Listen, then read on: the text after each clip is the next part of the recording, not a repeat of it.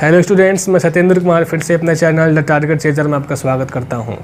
हमने class 10th chemistry का जो पहला चैप्टर था chemical reaction and chemical equation, उसको बड़े अच्छे ढंग से एक एक करके टॉपिक को सारा टॉपिक पढ़ा और उसको बड़े अच्छे ढंग से उसको कंप्लीट कर दिया। फिर हम आगे बढ़ते हुए जो अगला चैप्टर है एसिड बेस एंड साल्ट, आज इसके बारे में जानेंगे कि इस चैप्टर में कौन कौन से टॉपिक आते हैं और उन टॉपिक का क्या क्या मतलब होता है। तो ये जो चैप्टर है acid base and salt exam की दृष्टि से बहुत ही इंपॉर्टेंट है और देखा जाए तो आपके जनरल नॉलेज के लिए भी बहुत ज़्यादा इंपॉर्टेंट होने वाला है। तो चलिए हम स्टार्ट करते हैं इस चैप्टर को। और इस चैप्टर का जो पहला टॉपिक है वो है हमारा एसिड क्या होता है। तो देखिए, जब भी हम संतरा, आम, अंगूर वगैरह खाते हैं तो मीठा तो लगते ही हैं, लेकिन साथ में वो हल्के हल्के खट्टे भी लगते हैं। तो हम सीधी सी बात है, कोई भी चीज़ हमको मीठी लगती है तो हम ये कहते हैं कि इसमें शुगर की मात्रा है। तो फिर बात आती है कि वो खट्टापन उसमें कहाँ से आ गया, है ना। आखिर अंगूर खट्टा क्यों लगा, आम खट्टा क्यों लगा, टमाटर खट्टा क्यों लगा, इमली खट्टी क्यों लगी, दही खट्टी क्यों लगी। तो इन सब चीज़ों का आंसर जो होता है इसी चैप्टर में है कि, है ना, कि आखिर ये चीज़ खट्टे क्यों होते हैं। तो ये जो खट्टे होते हैं पदार्थ, है ना, एक खास तरह के केमिकल के उपस्थिति के कारण से होते हैं। और वो जो केमिकल होता है वो हमारा एसिड होता है ना। यानी कि जो भी चीज़ें खट्टी आपको लगे उसमें सीधी सी बात है कि उसमें किसकी मात्रा पाई जाएगी, एसिड की मात्रा पाई जाएगी। यानी कि अगर आम आपको खट्टा लग रहा है तो आम में एसिड है ना। इमली खट्टी लग रही थी, इमली में एसिड है ना। अगर संतरा खट्टा लग रहा है तो संतरे में भी एसिड है। जो भी चीज़ें आपको खट्टी लगी उसमें किसकी मात्रा पाई जाती है, एसिड की मात्रा पाई जाती है। मतलब हम ये कह सकते हैं कि those substance which are sour in taste, है ना, आर कॉल्ड एसिड। जो भी पदार्थ स्वाद में खट्टे होते हैं क्या कहलाते हैं, एसिड्स कहलाते हैं। लेकिन ये इसका सही आंसर नहीं होगा। हम एसिड को जो भी चीज़ आपको दे दें और कह दे कि ये चीज़ खट्टी है ना, तो ये एसिड है, तो मान लिया एक समय के लिए कि वो एसिड है, लेकिन ये इसका वास्तविक डिफिनेशन नहीं है। इसका एक्चुअल डिफिनेशन, जो रियल डिफिनेशन है वो इसका रियल डिफिनेशन नहीं है कि जो सब्सटेंस टेस्ट में सावर लगे हम उसको एसिड बोल देंगे, है ना। अगर आपको कोई हार्ड एसिड, स्ट्रॉन्ग एसिड दे दिया जाए और बताइए कि ये क्या है सब्सटेंस, तो आप उसको टेस्ट करने जाएंगे। या आपको हाइड्रोक्लोरिक एसिड दे दिया जाए जो लैब में रखा जाता है, कह दिया जाए कि आप इसको बताइए कि एसिड है कि बेस है, तो आप उसको टेस्ट करने जाएंगे नहीं ना। आप टेस्ट करने जाएंगे, पता चलेगा कि सब जल वल जाएगा, है ना। आप उसको जीप पे जो ही उसको बूंद को गिराएंगे पता चलेगा कि लेनी का देनी पड़ जाएगा। तो छोड़िए इस बात को। मेरे कहने का मतलब है कि वो उसका रियल डिफिनेशन नहीं है, वो तो उसका एक प्रॉपर्टी है जिसको हम अभी समझ रहे थे। तो उसका जो रियल डिफिनेशन होता है ना, वो मैं आपको बताता हूँ। देखिए, एसिड्स जो होते हैं उन सब्सटेंस को कहा जाता है जो वाटर में डिज़ोल्व होकर के हमें H+ आयन रिलीज़ करते हैं। क्या करते हैं, H+ आयन रिलीज़ करते हैं। यानी कि H+ आयन को हम बोलते हैं हाइड्रोजन आयन। क्या बोलते हैं, हाइड्रोजन आयन। समझ में आ रहा है। यानी कि those substance which gives hydrogen ions when they dissolves into water are known as acids। यानी कि वे सब्सटेंस को हम उन पदार्थों को हम एसिड बोलेंगे जिनको हम वाटर में डिसॉल्व करने पे वो हमको H+ आयन देते हों, है ना, या हाइड्रोजन आयन देते हों, उनको हम क्या कहेंगे, एसिड कहेंगे। समझ में आ रहा है। एसिड किसको बोलेंगे कि वे सब्सटेंस जिनको हम वाटर में डिसॉल्व करने पे वे हमको H+ आयन देते हों, क्या कहलाते हैं, एसिड कहलाता है। ये इसका रियल डिफिनेशन है। देखिए, ये भी इसका रियल डिफिनेशन नहीं है ना। आप एसिड के कई डिफिनेशंस होते हैं, लेकिन अभी आपके लेवल पे सिर्फ आपको यही पढ़ना होगा, है ना। आप जब हायर क्लासेस में जाओगे, क्लास 12th में जाओगे तो वहाँ पे पढ़ोगे, 11th 12th में जाओगे तो पढ़ोगे कि एसिड के बेस के, है ना, कितने डिफिनेशंस पाए जाते हैं। ठीक है, तो क्या समझे अभी कि एसिड के बारे में, कि एसिड वे सब्सटेंस होते हैं जिनको वाटर में हम डिसॉल्व करते हैं, है ना, तो H+ आयन रिलीज़ करते हैं, या उसी को हम बोल सकते हैं कि हमको हाइड्रोजन आयन रिलीज़ करते हैं। समझ में आ रहा है। तो उनको हम क्या बोलते हैं, एसिड बोलते हैं। समझ में आ रहा है। तो फिर ये जो होते हैं एसिड, क्या सभी एसिड एक समान रूप से हाइड्रोजन आयन को रिलीज़ करते हैं। बात आती है कि अगर कोई एसिड है ना, अगर हम उसको वाटर में डिसॉल्व कर रहे हैं तो क्या सभी का जो हाइड्रोजन आयन मिलेगा वो क्या इक्वल क्वांटिटी में मिलेगा, कि अगर एक सब्सटेंस इतना हाइड्रोजन आयन दे रहा है हमको तो क्या दूसरा एसिड भी उतना ही हाइड्रोजन आयन देगा, है ना। तो इसी के आधार पे हमने एसिड को दो कैटेगरी में उसको डिवाइड किया कि एसिड जो होते हैं वो दो पार्ट में होते हैं। एक होते हैं स्ट्रॉन्ग एसिड और एक होते हैं वीक एसिड। समझ में आ रहा है? हमने हाइड्रोजन आयन के क्वांटिटी के आधार पे एसिड को दो भाग में क्या किया, डिवाइड कर दिया, दो भाग में उसको बांट दिया। पहला क्या होता है, स्ट्रॉन्ग एसिड, दूसरा होता है वीक एसिड, है ना। तो इसको नोट करना है तो कर लीजिए, है ना, कि हालांकि खास कुछ ज़्यादा नहीं है कि एसिड वे सब्सटेंस होते हैं जिनको वाटर में डिसॉल्व करने पे हमको H+ आयन रिलीज करते हैं या हमको हाइड्रोजन H+ आयन देते हैं। ठीक है, इसको नोट कर लीजिए।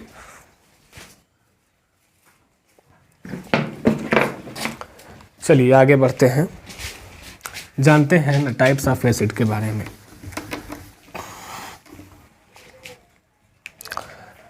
तो क्या हम जानेंगे,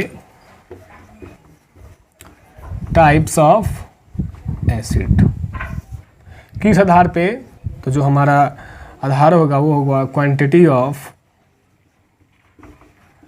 हाइड्रोजन आयन, यानी हाइड्रोजन आयन की मात्रा के आधार पे, है ना, कि कौन सा एसिड हमको कितना हाइड्रोजन आयन दे रहा है, ज़्यादा दे रहा है कि कम दे रहा है, उसके आधार पे हम एसिड को डिवाइड करते हैं कितने पार्ट में, दो पार्ट में। कौन कौन से पार्ट होते हैं हमारे, strong acid and weak acid. देखिए एसिड तो उसी को हम कहेंगे जो H+ आयन रिलीज करेगा। ये इसके लिए तो क्राइटेरिया तो फिक्स है कि अगर वो H+ आयन नहीं हमको दे रहा है तो हम उसको एसिड नहीं बोलेंगे, है ना। समझ में आ रहा है? लेकिन ये सिर्फ आपके लिए है, आपके लेवल के लिए है कि अगर कोई सब्सटेंस अगर H+ आयन नहीं दे रहा है ना, तो हम उसको एसिड नहीं बोलेंगे। आप हायर लेवल में जाएंगे, है ना, ऐसे भी सब्सटेंस होते हैं जो H+ आयन नहीं देते हैं लेकिन फिर भी एसिड की कैटेगरी में आते हैं, है ना, तो उसके बारे में हमको नहीं पढ़ना है। अभी फ़िलहाल के लिए मैं कह रहा हूँ कि अगर आपको कोई एसिड की क्राइटेरिया पास करना है उसको, तो उसको हाइड्रोजन आयन अपने आप में से रिलीज करना ही होगा। समझ में आ रहा है ना। तो स्ट्रॉन्ग एसिड, स्ट्रॉन्ग का मतलब क्या होता है, पावरफुल, और वीक का मतलब क्या होता है, जिसमें पावर की काफ़ी क्या हो, कमी हो। तो देखिए स्ट्रॉन्ग एसिड उनको बोलेंगे हम जो वाटर में डिसॉल्व होने पे, है ना, जब उनको वाटर में हम क्या करें, डिसॉल्व करें, तो हाइड्रोजन आयन की जो क्वांटिटी है वो बहुत ज़्यादा मिले, बहुत ज़्यादा मिले, है ना। यानी कि हम इनको कह सकते हैं, है ना, जब इनको वाटर में हम डिसॉल्व करते हैं तो ये जो होते हैं ये कम्प्लीटली आयोनाइज हो जाते हैं। क्या होते हैं, कम्प्लीटली आयोनाइज, है ना। और जब कम्प्लीटली कोई चीज़ आयोनाइज हो जाएगा तो उसमें जितने भी आयन्स होंगे वो तो सारे के सारे टूट जाएंगे। समझ में आ रहा है? कम्प्लीटली आयोनाइज का मतलब क्या होता है, वो पूरी तरह से टूट जाएगा। देखिए आयोनाइज का मतलब होता है आयन्स में टूट जाना। जैसे कोई सब्सटेंस है ना, अगर वो आयोनाइज हो रहा है तो हम ये कहेंगे कि उसके जो आयन्स हैं, जिन आयन्स से मिल करके वो बना था, उसके आयन्स वाटर में डिसॉल्व होने पर क्या हो गए, टूट गए। जैसे अभी मैं आपको आगे समझाऊँगा, है ना, इसका मतलब क्या है। और जब वो कम्प्लीटली आयोनाइज होंगे तो उनमें से जो H+ आयन की जो मात्रा होगी वो काफ़ी ज़्यादा होगी, मतलब कि gives a lot of hydrogen ion, है ना। उनसे हमें हाइड्रोजन आयन की मात्रा काफ़ी ज़्यादा मिलती है। क्यों मिलती है ज़्यादा, क्योंकि वो कम्प्लीटली क्या होते हैं, आयोनाइज हो जाते हैं। समझ में आ रहा है? सीधी सी बात है। स्ट्रॉन्ग एसिड हम किसको बोलेंगे, जिनको वाटर में डिसॉल्व करें तो वो कम्प्लीटली आयोनाइज हो जाए, और कम्प्लीटली आयोनाइज होंगे तो सीधी सी बात है कि हमको उनसे जो हाइड्रोजन आयन की मात्रा होगी वो बहुत ज़्यादा मिलेगी। ठीक है, बात करते हैं कि इसकी वीक एसिड की बात करते हैं। वीक एसिड की बात करेंगे तो ये भी हमारा जो वाटर में डिसॉल्व होगा, है ना, इसको भी वाटर में हम डिसॉल्व करेंगे। जब ये वाटर में डिसॉल्व करेंगे तो H+ आयन की इसके पास कम, अभी बोले इसके पास H+ आयन कम होगा, तो आखिर क्यों होगा, क्योंकि ये अपने आप को पूरी तरह से नहीं आयोनाइज कर रहा होगा। समझ रहे मेरी बात को? ये इसके पास आयोनाइजेशन, इसके पास जो H+ आयन थे ज़्यादा मात्रा में कहाँ से है, क्योंकि ये कम्प्लीटली आयोनाइज हो गया। अब हम बात कर रहे हैं कि H+ आयन कम देगा, लेकिन क्यों देगा कम, क्योंकि इसकी आयोनाइजिंग पावर जो होगी इसकी अपेक्षा काफ़ी कम होगी, है ना। इसकी आयोनाइजिंग पावर इसकी अपेक्षा कम होगी, मतलब ये जो होगा वो पार्शियली क्या होगा, वो पार्शियली आयोनाइज होगा, है ना। पार्शियली का मतलब होता है कम, है ना, कम, बहुत ही कम। समझ में आ रहा है? जब पार्शियली आयोनाइज होगा, है ना, आंशिक रूप से थोड़ा थोड़ा, तो उसको बोलेंगे हम gives A less number of hydrogen ion, है ना। समझ में आ रहा है? या हम इसको लिख सकते हैं स्मॉल क्वांटिटी ऑफ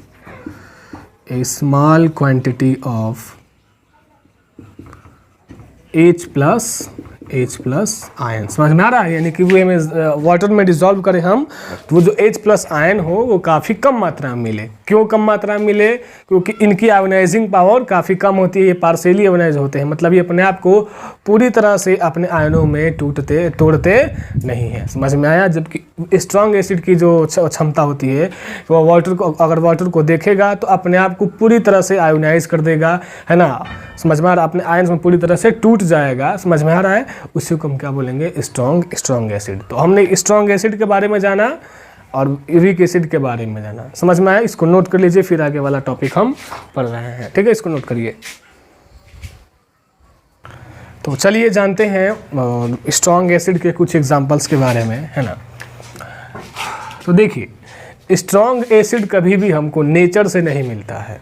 एक बात खास अब मैं आपको बता दूं, जो कैटेगरी होती है एसिड की, दो कैटेगरी के हमने उसको डिवाइड किया था, स्ट्रॉन्ग एसिड और वीक एसिड के बारे में। तो हमको जो भी नेचर से जो हमको एसिड मिलती है वो हमेशा वीक एसिड ही मिलती है, हमको स्ट्रॉन्ग एसिड नहीं मिलती है ना। क्योंकि अगर स्ट्रॉन्ग एसिड मिलता है ना तो जो नेचर से, तो हम उस पदार्थ को यदि खाते, है ना, तो हमारे बस का नहीं रहता अपने आप को सरवाइव कर पाना। समझ में आ रहा है? यदि अमरूद खाते, हम अंगूर खाते, उसमें स्ट्रॉन्ग एसिड रहता तो एसिड की पावर, इस एसिड की पावर इतनी ज़्यादा होती है ना कि वो त्वचा को जला देता है, त्वचा को गला देता है।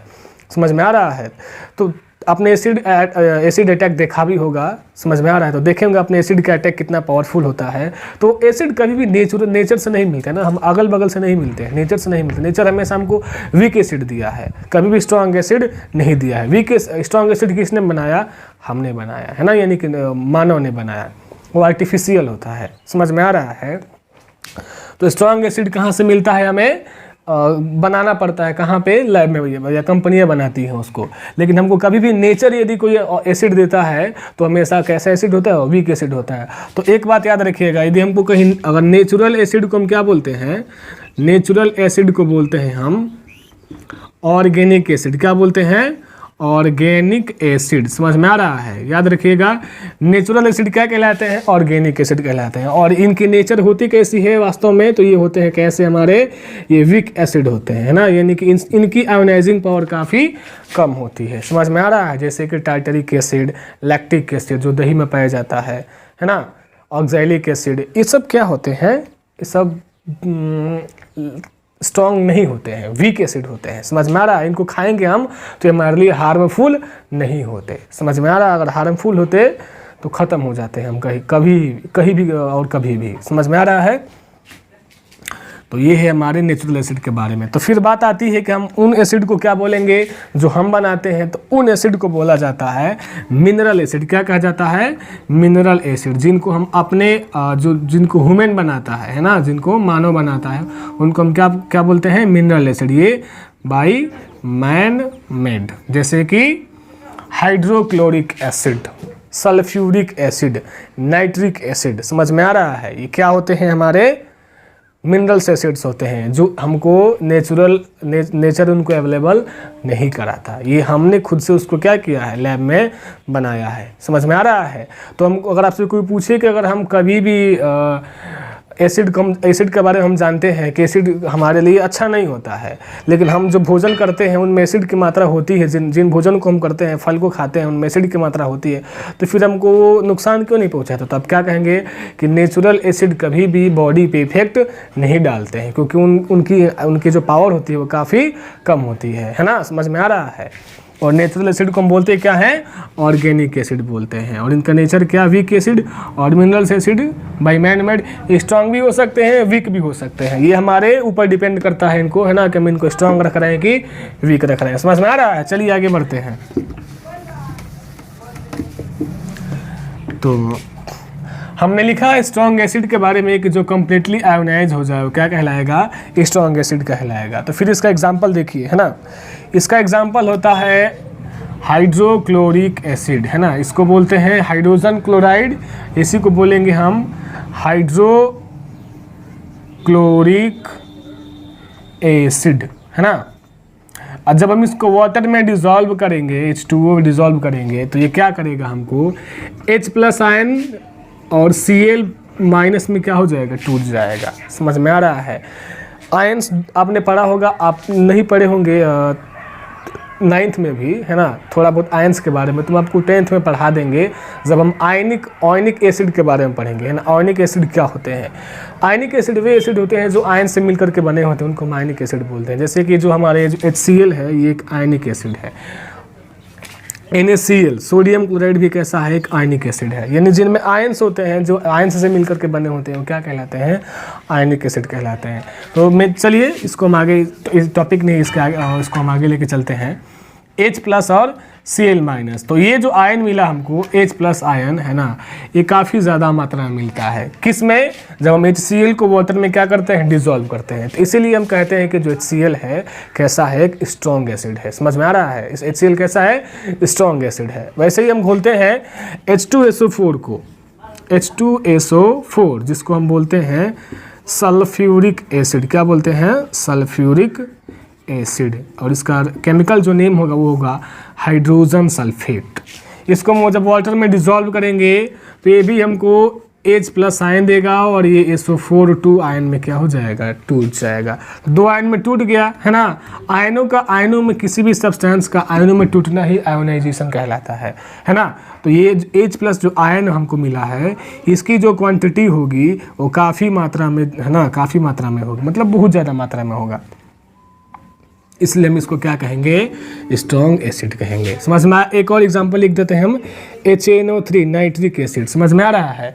ये भी जब वाटर में डिसॉल्व होता है तो इसकी जो क्वांटिटी होती है H+ आयन की काफ़ी ज़्यादा मात्रा में होती है ना। तो याद रखिएगा, इसको हम क्या बोलेंगे? स्ट्रॉन्ग एसिड, जिनकी वाटर में डिसॉल्व करने पर क्या बोलते हैं हम? H+ आयन हमको ज़्यादा मिलता हो। समझ में आ रहा है?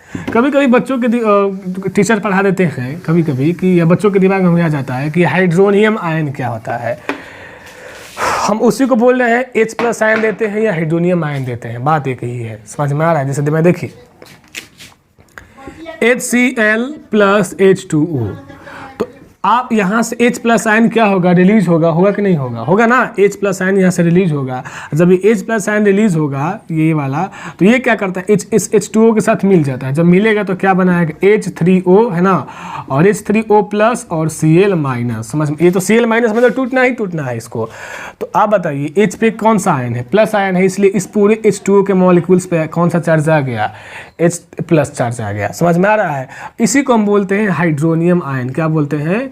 Hydronium ion. तो हम ये भी लिख सकते हैं, है ना, कि those substance are called acids which gives hydronium ion, है ना, when they dissolves into the water. जब हम उनको वाटर में डिसॉल्व करें तो वो हमें हाइड्रोनियम आयन दें, उनको भी हम इस एसिड बोल सकते हैं। समझ में आ रहा है? तो ये तो H+ आयन बोले या हाइड्रोनियम आयन बोले, बात क्या है? एक ही। हाँ, हमको इतना कंफर्म है कि H+ आयन मिलना ही चाहिए, क्योंकि नहीं मिलेगा तो ये हाइड्रोनियम आयन बनेगा ही नहीं। हाइड्रोनियम आयन किस कारण से बना?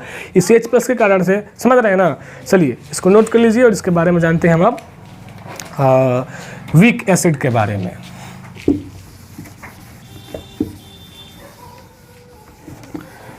वीडियो काफ़ी ज़्यादा लंबा हो जाएगा, चलिए, है ना, अगले वीडियो में जानेंगे हम अलग टॉपिक के बारे में। इस वीडियो में बस जान जाए कि वीक एसिड क्या होता है। वीक एसिड जो पार्शियली आयोनाइज हो,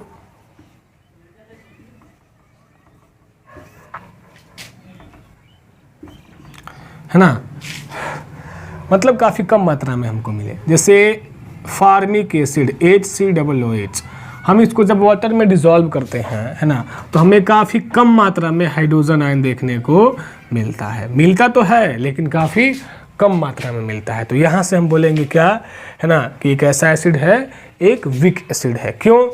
देखिए यहाँ से तो नहीं दिख रहा है ना, हम जब उसको प्रैक्टिकली करेंगे तो हमको देखने को मिलेगा कि वो जो हाइड्रोजन आयन है वो ज़्यादा मिला है कि कम मिला है। समझ में आ रहा है? लेकिन बस इतना जानिए कि जो वीक एसिड्स होते हैं वो हाइड्रोजन आयन काफ़ी कम देते हैं। समझ में आ रहा है? तो हम उनको क्या बोलेंगे? वीक एसिड बोलेंगे। तो इसका एक और एग्जाम्पल लिख सकते हैं हम, कई सारे एग्जाम्पल होते हैं। एथेनोइक एसिड यानी कि CH3COOH, इसको भी हम ब्रेक करेंगे H2O में, तो CH3+, है ना, प्लस COO- में क्या हो जाएगा? टूट जाएगा। यहाँ से हमको H+ आयन मिलेगा। एक तरह से देखा जाए तो H+ आयन इसमें प्रेजेंट है ना, दिख नहीं रहा लेकिन इसमें प्रेजेंट है। तो ऐसे हम क्या बोलेंगे? अमीनो एसिड्स को क्या बोलेंगे?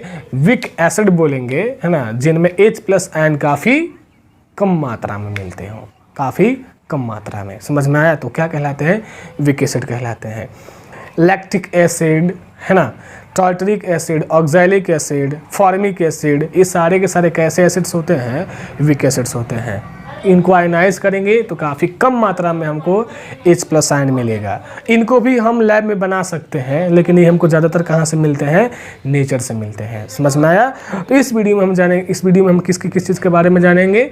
जाने एसिड के बारे में। एसिड होता क्या है, एसिड के टाइप पर है ना। फिर एसिड के टाइप को भी हमने ख़त्म किया, और एसिड के टाइप का हमने एग्जांपल भी पढ़ा कि वीक एसिड के एग्जांपल क्या होता है और स्ट्रॉन्ग एसिड के एग्जांपल क्या होता है। ठीक है, अगली वीडियो में हम जानेंगे है ना इसके आगे वाले टॉपिक के बारे में। तब तक के लिए धन्यवाद। ठीक है, इसको नोट कर लीजिए।